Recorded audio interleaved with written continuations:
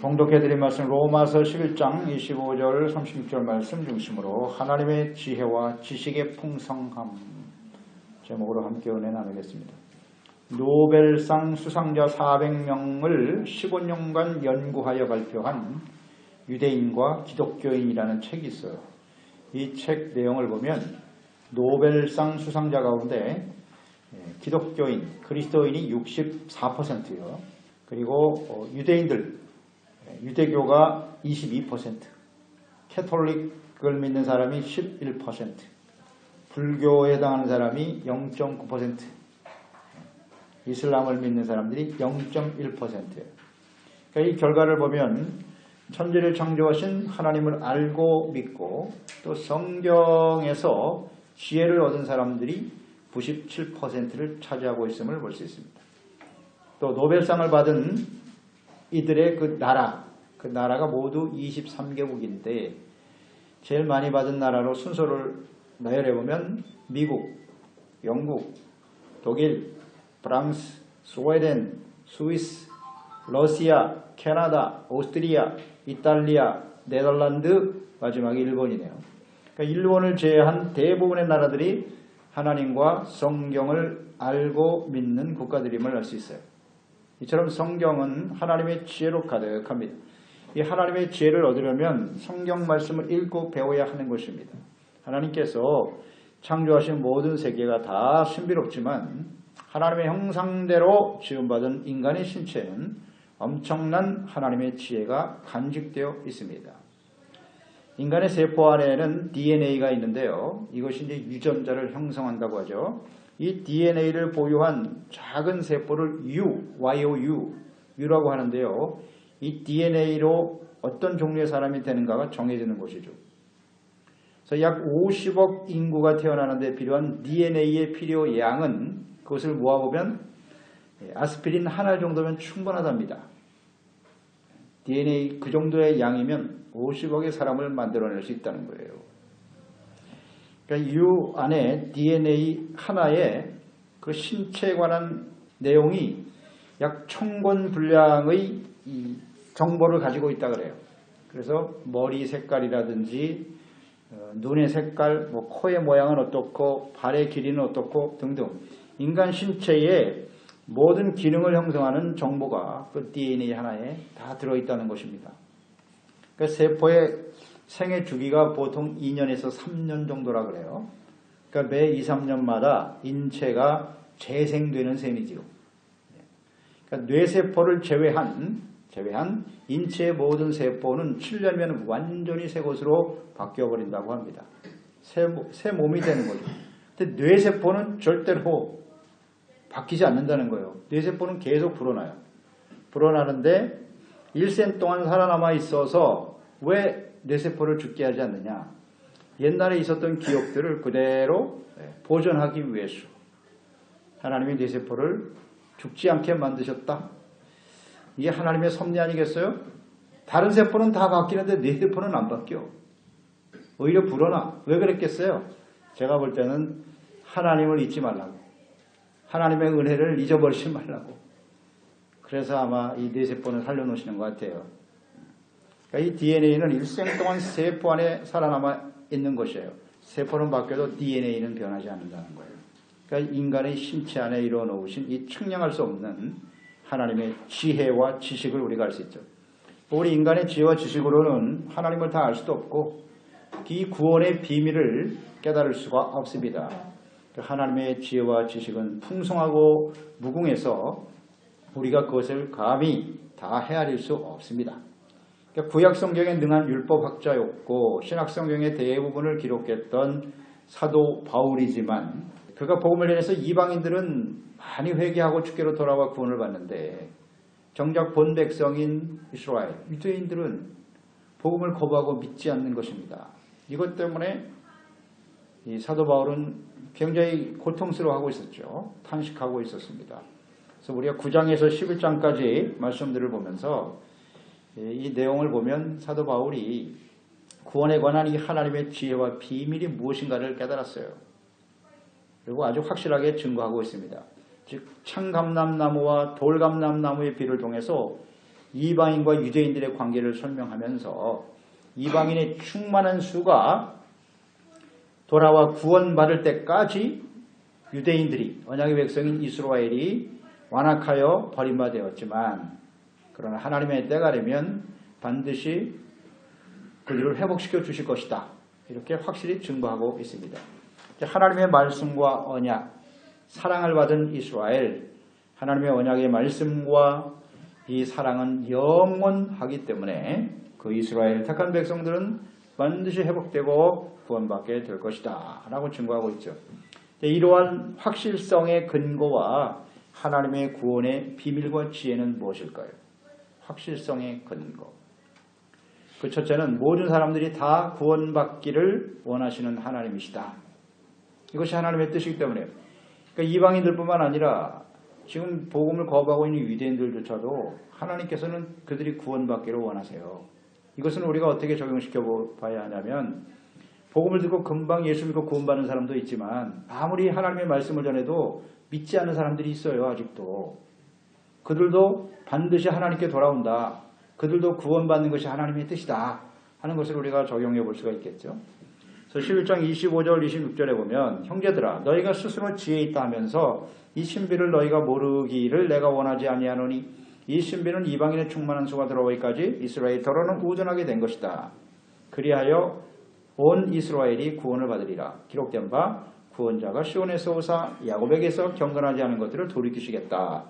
이스라엘 백성들이 예수 그리스도와 복음을 거부하고 완악하고 우둔하게 된 것은 이 복음이 이제 이방인들에게 전파되어 땅끝까지 복음이 전파되고 그들이 충만한 수가 하나님께로 돌아오도록 구원받게 하시려고 하는 하나님의 비밀과 뜻이었다는 것입니다. 그러니까 이방인들이 주께로 돌아와 구원을 받지만 유대인들은 거부하는 이 일 때문에 사도 바울이 상당히 의문을 품고 있었어요. 왜 하나님께서 본 백성들을 이렇게 버리시는 걸까? 완전히 버리셨을까? 그렇지 않다는 것을 분명히 깨닫게 되었죠.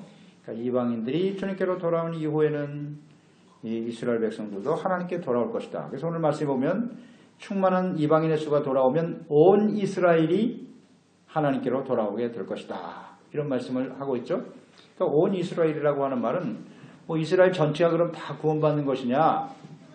그렇지는 않겠죠. 그 가운데서도 구원받는 사람이 있는가 하면 또 여전히 거부하는 사람들이 있겠죠. 그러나 지금 이스라엘 전체를 보면 그 이스라엘은 예수 그리스도 자체를 인정하지 않습니다. 그리스도인들은 다 이단이에요. 이단. 지금 유대인들이 볼 때는.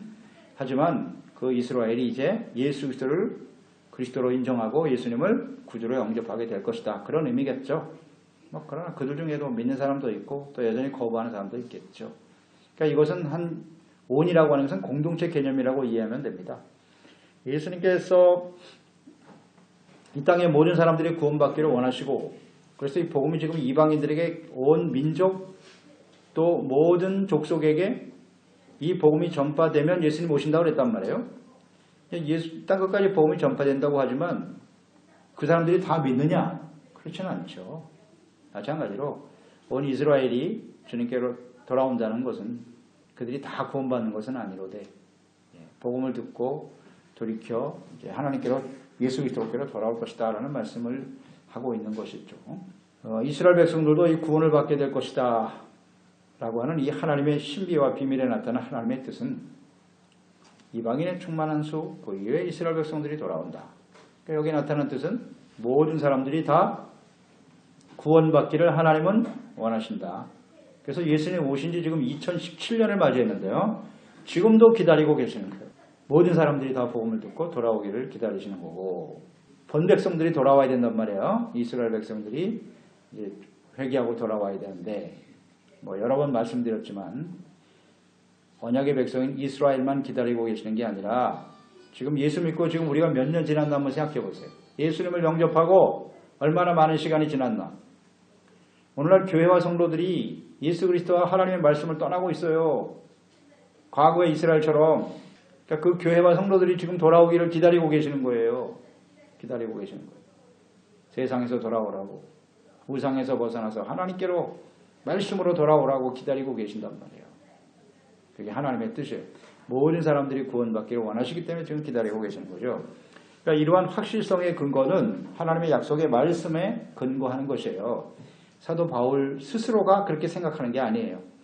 26절 27절이죠. 그리하여 온 이스라엘이 구원을 받으리라 기록된 바 구원자가 시온에서 오사 야곱에게서 경건하지 않은 것들을 돌이키실 것이고 내가 그들의 죄를 없이 할 때에 그들에게 이루어질 내 언약이 이것이라 함과 같으니라. 바울 사도는 택함받은 언약의 백성들이 회복될 것이라는 확실한 증거를 위해서 구약에 있는 말씀을 인용하고 있어요.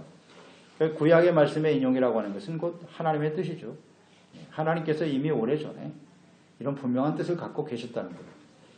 이 인용된 말씀은 이사야서 59장이에요. 20절 21절 말씀 인용한 것인데 여호와의 말씀이니라 구속자가 시온에 임하며 야곱의 자손 가운데서 죄가를 떠나는 자에게 임하리라. 여호와께서 이르시되 내가 그들과 세운 나의 언약이 이러하니 곧 내 위에 있는 나의 영과 내 입에 있는 나의 말이 이제부터 영원토록 내 입에서와 내 후손의 입에서와 내 후손의 입에서 떠나지 아니하리라 하시니라. 여호와의 말씀이니라. 하나님의 말씀이 이렇게 영원하다고 분명히 말씀하셨어요. 그리고 이스라엘 하나님의 언약의 백성들에게서 떠나지 않을 것이라 분명히 말씀하셨거든요. 그러니까 이들이 지금 예수 그리스도를 거부하고 있지만 반드시 주님께로 돌아올 것이다. 예수님께로 돌아오게 될 것이다 하는 것을 확신하고 있는 것이죠. 그러니까 예수 그리스도 앞에서 자신들의 죄가를 버리고 회개하게 하실 것이고 나의 영과 입에 든 말씀에서 떠나지 않는다 그랬죠. 하나님의 성령으로 거듭나 예수 그리스도의 생명의 복음을 받아들이고 믿고 순종하는 역사가 일어나게 될 것입니다. 이 하나님의 복과 말씀을 이제 마음속에 두고 또 그 마음에 기록하여 순종하게 하심으로써 거룩한 하나님의 백성이 되게 하실 것이다. 모든 악행을 다 사하시고 그 죄를 다시는 기억하지 않을 것이다 라고 하나님께서 약속하신 말씀들이 성취될 것이다 하는 것을 분명히 하고 있죠. 그래서 이스라엘 백성들의 이런 회복에 대한 이런 확실성의 근거는 예수 그리스도를 믿고 구원받은 성도들, 오늘 이 시대의 그리스도인들이 과거의 이스라엘 백성들처럼 하나님과 말씀을 떠나서 세상을 향해 달려가잖아요. 하나님과 하나님의 말씀을 버리면 반드시 우상숭배로 가게 돼 있어요. 그것이 구약 성경이 우리에게 주는 교훈이에요. 이스라엘 백성들이 하나님과 말씀을 버리고 어떻게 했습니까? 바로 우상숭배입니다. 하나님을 버리는 것이 곧 우상이에요. 우상이라는 건 자기 자신이 우상이고 자기 중심으로 기복신앙 이거 다 우상숭배입니다. 그러니까 우리가 하나님의 뜻을 이루기 위해서 하나님을 위해서 살아가야 될 사람들이 자기를 위해서 자기의 유익을 위해서 이게 다 우상이거든요. 그러니까 하나님을 떠나버리는 순간 우상숭배로 가는 거예요. 지금 수많은 그리스도인들이 우상을 향해 달려가고 있어요. 세속화에 깊이 빠져 있죠. 잘 생각해 보세요. 이것을 버리고 주님 앞에 돌아오기를 주님께서는 간절히 기다리고 계시는 거고 야 저런 사람들이 과연 다시 돌아올 수 있을까? 돌아올 수 있다는 거 아니에요. 하나님이 회복시켜 주신다는 거예요. 이게 하나님 앞에 큰 은혜죠. 그러니까 우리가 이렇게 살아있는 동안에 하나님이 기회를 주시는 것이라는 거 항상 잊지 말고요. 경건하지 못한 죄를 떠나 회개하고 돌이키기만 하면 이게 전제죠. 회개하고 돌이키는 것은 본인이 해야 돼요. 말씀을 듣고 내가 회개하고 돌아오면 하나님이 택한 백성들은 언제든지 용서해 주시고 회복시켜 주십니다. 그래서 모든 사람들이 이렇게 다 구원받는 것이 하나님의 뜻임을 우리가 생각합니다. 두 번째는 하나님의 사랑과 은혜의 부르심은 영원하다는 것. 28절 29절 말씀 보세요. 복음으로 하면 그들이 너희로 말미암아 원수된 자요 택하심으로 하면 조상들로 말미암아 사랑을 입은 자라. 하나님의 은사와 부르심에는 후회하심이 없느니라. 아멘. 복음의 측면에서 판단한다면 유대인들은 원수가 된 사람들이라고 볼 수 있어요. 그리스도를 거부했죠. 복음을 거부했습니다. 예수 믿는 사람들을 완전히 원수로 여기죠. 그러니까 하나님을 믿는 그리스도인들의 입장에서 유대인들은 원수된 상태였다. 그러니까 예수님께서도 그리스도인들과 교회를 핍박했던 사도 바울을 만났잖아요. 다메섹 도서에 만나주시고 네가 어찌하여 나를 핍박하느냐 주님께서 말씀하셨거든요. 그러니까 예수 그리스도를 거부하는 것 이것은 곧 하나님과 원수되는 삶이 될 수밖에 없다. 그러나 택하심의 측면에서 보면 하나님께서 이스라엘을 택하셨고 부르셨어요. 언약하시고 분명히 사랑받는 그 조상들로부터 이어지는 하나님의 사랑과 은혜와 축복을 이어받은 사람들이기 때문에 하나님께서는 그들을 대적이 아닌 사랑받는 백성으로 인정하시고 계신다는 거죠. 비록 그들이 복음을 거부하고 있지만 하나님의 사랑받는 백성이기 때문에 그들이 반드시 주님께로 돌아오게 될 것이다 라는 말씀이죠. 그 근거는 뭐냐? 하나님의 은사와 부르심에는 후회가 없으시기 때문이다. 은사는 선물이죠. 그러니까 우리가 택함을 받고 의롭다함을 얻고 용서받아 하나님의 자녀와 백성이 되는 것은 철저한 하나님의 선물이에요. 은혜의 선물로 됐는데 그것을 주님께서는 결코 취소하지 않으신다는 거예요. 계속 하나님이 주시는 그 은사와 또 부르심, 택하여 부르신 하나님의 자녀로 삼으신 것은 후회하지 않으신다. 철회되지 않는다는 말씀이겠죠. 비록 그들이 복음을 믿지 않고 거부하고 있지만 지금이라도, 이게 중요해요. 지금이라도 회개하고 돌아오면 언제든지 용서해 주시고 회복시켜 주시는 분이 하나님이십니다. 이것이 바로 하나님의 택하심과 부르심을 입은 은혜로 택하심을 받고 구원받은 사랑받는 자들에게 주어지는 변치 않는 하나님의 은혜와 축복이에요. 불신자들과 구원받은 자의 차이를 아시겠어요? 한번 구원하신 자는 결코 취소하거나 버리지 않으신다. 그러나 중요한 것은요, 죄를 버리고 돌아서야 돼요. 계속 하나님이 경고하고 계시는데도 끝까지 죄악된 길을 가면 그 보응을 본인이 받을 수밖에 없어요. 그는 하나님의 공의 앞에 서게 될 거예요. 그러나 깨닫고 돌아오면 언제든지 하나님 앞에서 회복될 수 있다. 이것은 아주 분명한 하나님의 뜻입니다. 이것은 이스라엘 역사 속에 잘 나타나 있어요. 하나님과 말씀을 버리고 우상숭배에 빠져버린 유다, 이스라엘. 그들이 바벨론에 의해서 완전히 멸망을 당했죠. 하나님 말씀하신 대로예요. 그러나 끝난 것이 아니라 70년의 세월을 정하셨어요. 그 이후에는 내가 다시 예루살렘으로 돌아오게 할 것이다. 근데 그 말씀을 그대로 이루셨죠. 예루살렘에 돌아온 이스라엘 백성들이 하나님 말씀을 듣고 눈물을 흘리면서 조상들의 죄와 자신들의 죄를 회개하고 이제 새 마음으로 주님을 잘 섬기겠습니다 라고 출발했으나 또 한 세대가 지나고 나니까 또다시 부패하고 타락하죠. 역사 속에 부패한 삶을 살다가 끊임없이 일어나는 강대국들에 의해서 끊임없이 고통당했죠. 이스라엘이. 한라에 짓밟히고 예수님 오실 당시에는 로마에 의해서 짓밟혔죠. 그래서 이제 하나님께서 하나님의 아들 예수님을 직접 보내셨어요. 이제. 직접 보내서 그들을 용서해 주시고 구원해 주셨죠. 그랬더니 예수님을 또 십자가에 못 박아버렸어요. 필요 없다. 이게 하나님의 백성들의 모습이에요. 그래서 그들은 나라를 잃고 흩어져 버렸어요. 이제 완전히 역사 속에 사라졌어요. 그런데 1948년에 다시 이스라엘을 독립시켜 주시잖아요. 이게 하나님의 끊임없는 변함없는 사랑이에요. 사랑입니다. 회개하고 돌아오면 언제든지 용서해 주실 수 있는 분이 바로 하나님이시다. 주님의 재림과 마지막 심판을 앞두고 있는 이때에 복음이 이방인들 땅끝까지 모든 민족에게 전파되게 하신 후에 아직도 충만한 수가 돌아오기를 기다리고 계시는 거겠죠. 그 다음에 이제 이스라엘 본 백성들이 회개하고 돌아올 거예요. 지금도 그리스도를 부인하죠. 유대인들. 십자가를 안 쓴다니까. 십자가를. 아주 십자가는 원수예요. 원수. 유대인들이.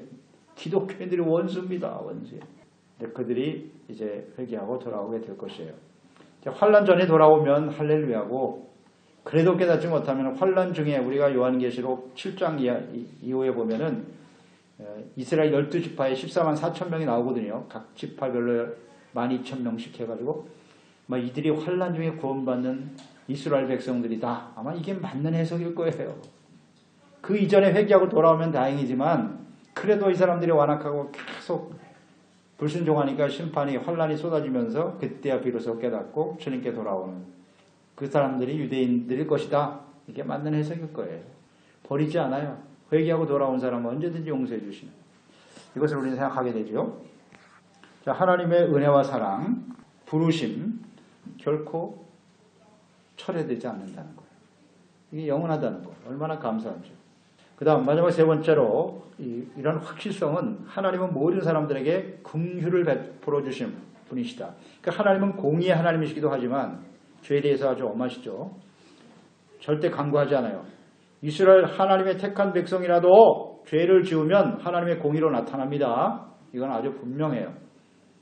하지만 회개하고 돌이킬 때 언제나 긍휼과 자비로 대해주시는 분이다. 긍휼 30절 32절이죠. 너희가 전에는 하나님께 순종하지 아니하였다.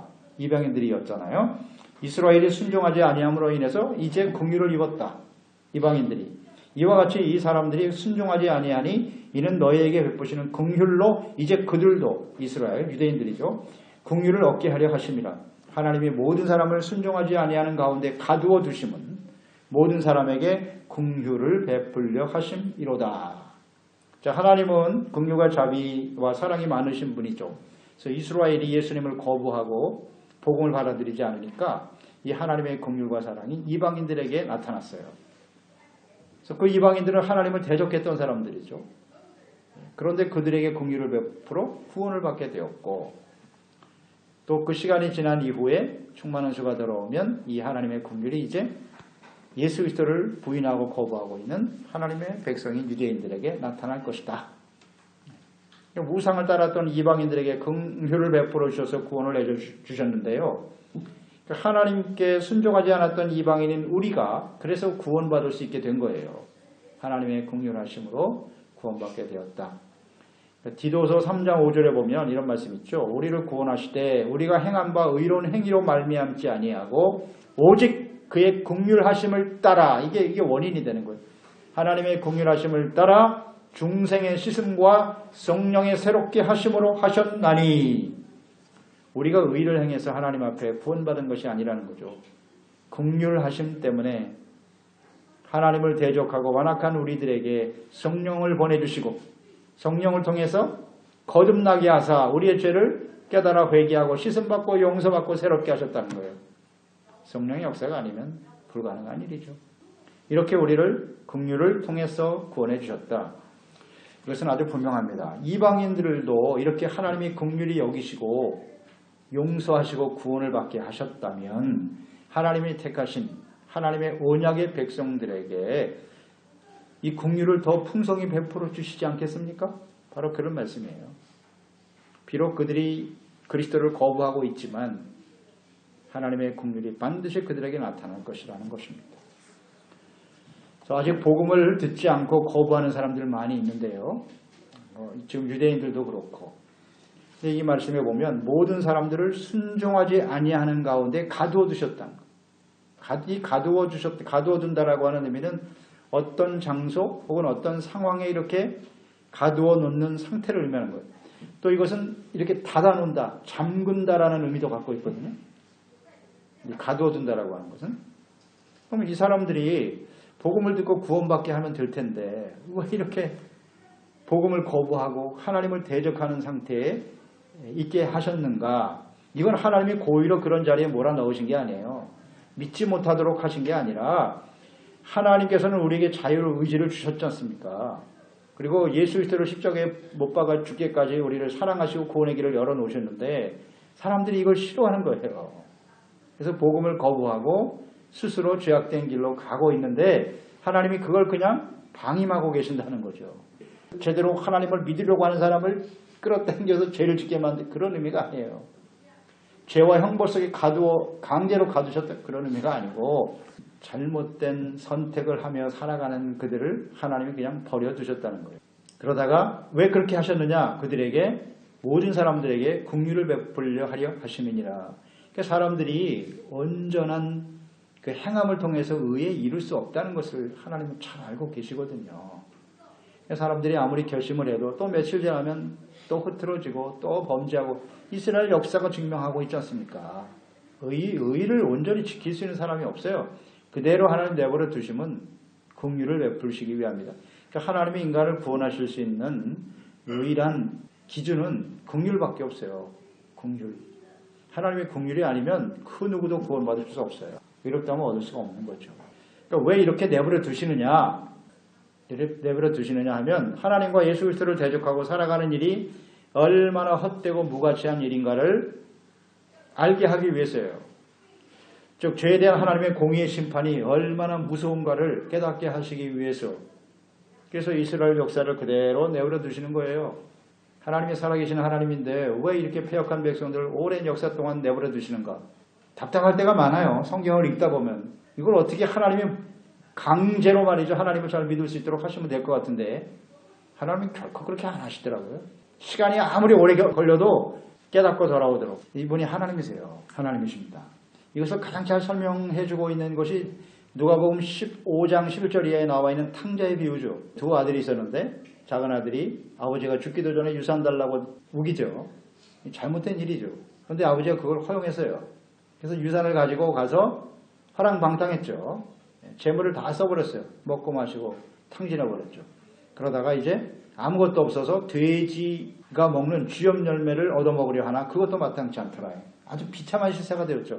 그때 이 아들이 비로소 깨닫죠. 야, 내가 이게 좀 무슨 짓을 하는 거야. 우리 아버지 집에는 품꾼도 많고 풍성한데 내가 여기서 왜 이 거지 노릇하며 사나. 그래서 내가 이제 아버지께로 가서 아들이 아니라 품꾼이라도 받아주면 감사하겠습니다 하는 마음으로 아버지께로 돌아가잖아요. 그러니까 아버지가 그 아들을 보죠. 아들을 보고 너무 반가워서 달려나가서 산 거가 아직 먼데 먼 거리인데 아버지는 맨날 돌아오기를 기다리고 있었던 거예요. 그 아들을.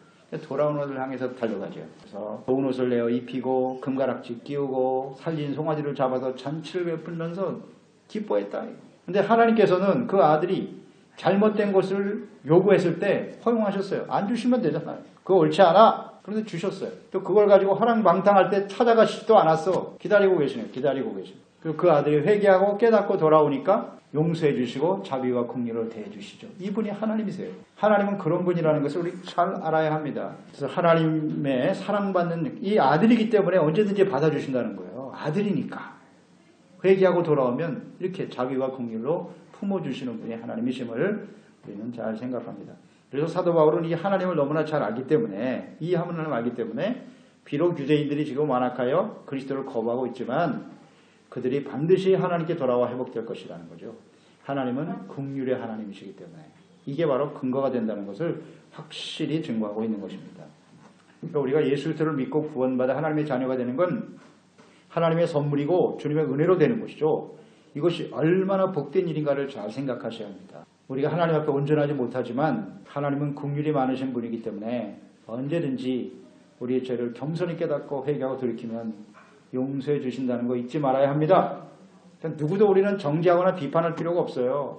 우리가 주변에 있는 형제들이나 우리 가족들 중에도 정말 끝까지 하나님을 안 믿지 않고 힘들게 하는 사람들 있잖아요. 야, 저 사람은 저건 도저히 불가능해. 믿지 못할 거야. 저렇게 살다가 하나님의 공의 앞에 떨어지면 어떡하나. 너무 안타깝죠. 불가능할 것 같죠. 사실 그래요. 인간의 힘으로는 불가능해요. 그렇잖아요. 우리 부모 자식지간에도 자식도 마음대로 못하는데요. 뭐 부모가. 그렇지 않나요? 어떻게 그들을 변화시킬 수 있겠어요. 그러나 그들이 하나님의 택한 자녀고 구원받은 자녀라면 하나님께서 반드시 자비와 긍휼을 베풀어 주실 것을 기대하고 믿고 기다리는 것이 대단히 중요하다. 절대 포기하지 말고 하나님의 긍휼을 근거로 해서 기도하며 헌신하는 종들이 되어야 하겠죠. 어떤 면에서는 굉장히 하나님이 원망스러울 때도 있어요. 믿지 않는 가족들을 볼 때 가장 소중하고 사랑해야 될 가족들이 오히려 믿는 나를 핍박하고 힘들게 할 때 이거 당해보지 않은 사람 모르죠. 부부가 함께 교회 나와서 신앙생활하는 게 얼마나 큰 축복인지 모르시죠. 계속 핍박하고 힘들게 하는 배우자, 남편, 아내, 부모, 자식들을 한번 생각해 보세요. 그것 때문에 얼마나 많은 고통을 당하고 있는지. 그럴 때 원망스럽기도 해요. 하나님 왜 나의 기도를 들어주시지 않는 거예요. 저런 사람들이 빨리 회개하고 주께로 돌아오면 얼마나 좋을까. 그런데 하나님이 침묵하고 계시는 것 같아요. 하지만 하나님의 지혜와 지식의 풍성함은 우리의 생각과 달라요.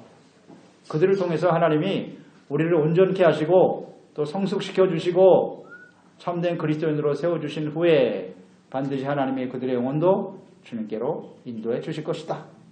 이런 확신입니다.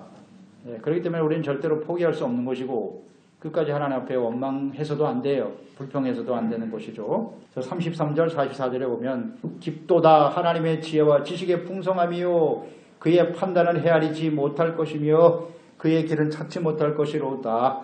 누가 주의 마음을 알았느냐 누가 그의 모사가 되었느냐. 그렇습니다. 하나님은 모사나 상담해 주는 사람 필요 없잖아요. 우리가 오히려 하나님을 자꾸 설득시키려고 하고 하나님을 나의 생각으로 이렇게 끌어들이려고 하는 이 참 어리석은 생각이에요. 하나님의 생각과 우리의 생각은 달라요. 그러나 분명한 확신은 하나님은 모든 사람들이 구원받기를 원하신다는 것. 또 하나님의 그 자비와 사랑과 은혜, 부르심 영원하다는 것. 결코 철회되지 않아요. 또 하나님께서는 긍휼과 사랑을 언제든지 베풀어 주시는 분이다.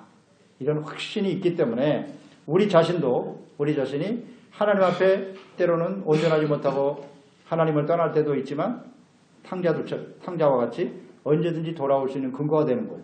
야, 나같이 이렇게 하나님을 떠나서 이렇게 패역한 모습으로 살아간 나를 하나님 받아주실까? 받아주십니다.